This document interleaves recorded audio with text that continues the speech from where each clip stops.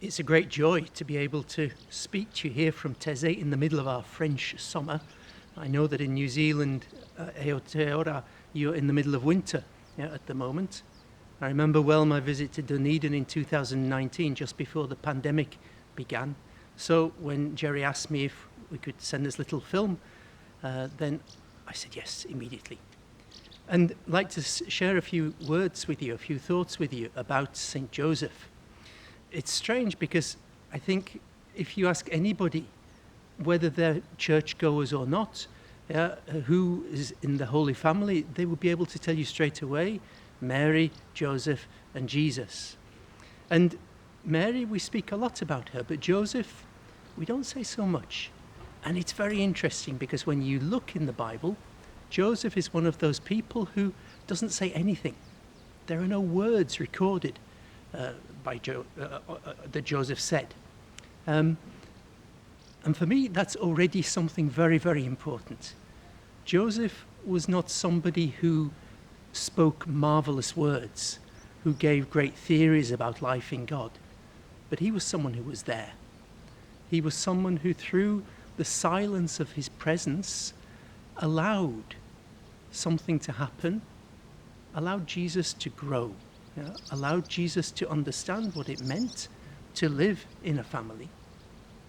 There's something very interesting. When you look in Matthew's Gospel, Jesus says in the middle of the Sermon on the Mount, "Be perfect as your Father in heaven was perfect." Perfection in the Jewish sense, it was nothing to do with the kind of a moral perfection, but it meant being whole, being complete. If you look in Luke's Gospel, the similar phrase it's given, "Be compassionate as your Father in heaven is compassionate." Now, if Jesus was able to describe his Father in heaven in that way, then it was surely because he understood something through the presence of Joseph as his adopted father, so to speak, whilst he was growing up. Joseph must have been a man who was complete, a man who was full of compassion.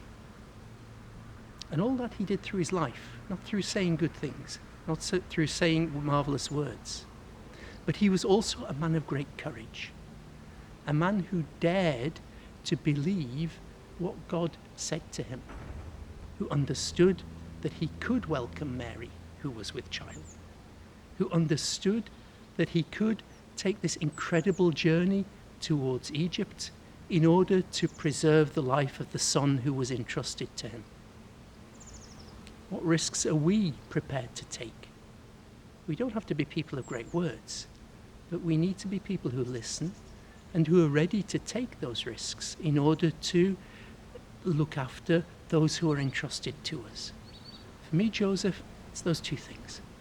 Thank you.